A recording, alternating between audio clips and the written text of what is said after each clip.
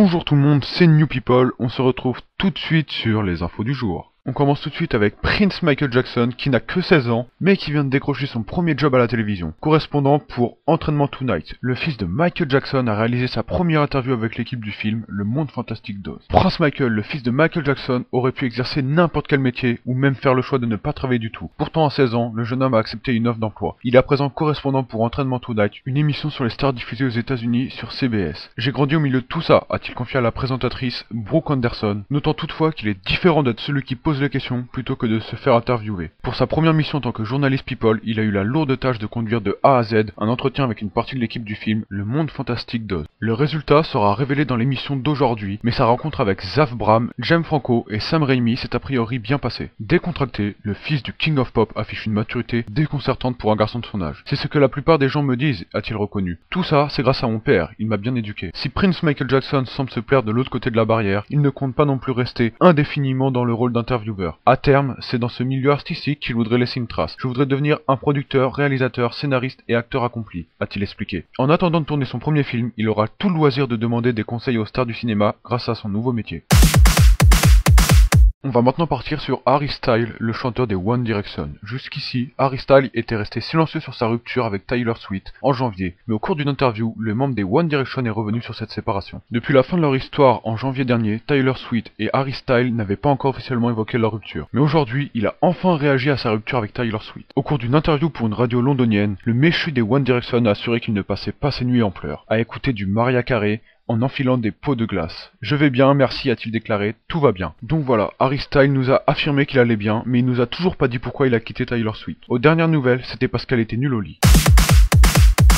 On passe maintenant à Danny Boone, qui est l'acteur français le mieux payé de l'année 2012. Avec 3,6 millions d'euros empochés l'année dernière, Danny Boone arrive en tête du classement des acteurs les mieux payés du cinéma français en 2012, établi par Le Figaro. Il est suivi par Gérard Depardieu et Catherine Fro, largement en dessous. La crise est partout, y compris dans le 7e art, même si, avouons-le, ce n'est pas exactement la même échelle. D'après Le Figaro, quasiment toutes les têtes d'affiche du cinéma français ont fait baisser leur cachet l'année dernière. Tout sauf la personne qui a atteint la première place du classement des acteurs les mieux payés 2012, Danny Boone, qui a empoché 3,6 millions d'euros. Vu le four d'un plan parfait, la polémique sur les salaires trop élevés dans le cinéma français n'est pas près de dégonfler. Mais même en augmentant le prix de ses prestations, l'acteur, réalisateur et producteur n'a pas fait mieux qu'en 2011, où le succès de Rien à déclarer lui avait rapporté 7,5 millions d'euros. En deuxième place, le franco-russe belge Gérard Depardieu a lui aussi fait une belle performance en empochant 2,3 millions d'euros. Tout près en troisième position, Catherine Fro a touché 2,235 millions d'euros pour ses 3 films, dont le remarquable Les Saveurs du Palais. Suivi Gad Elmaleh, 2,1 millions et Alain Chabat, 2 millions. Il est affiché à l'écran depuis tout à l'heure les 20 acteurs et actrices les mieux payés en 2012.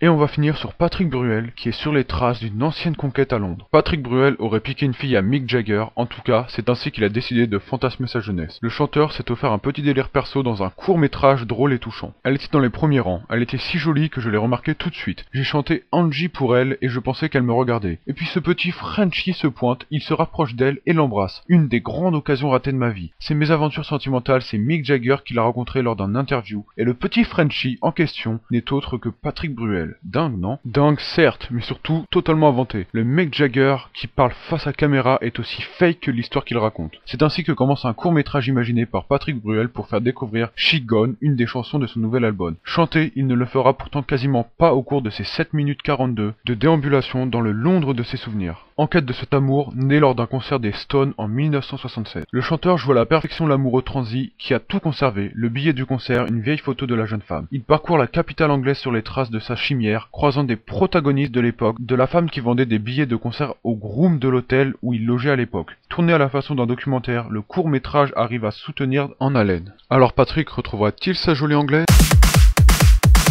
Et voilà, c'est fini pour aujourd'hui. On se retrouve demain pour une nouvelle vidéo sur les actualités People.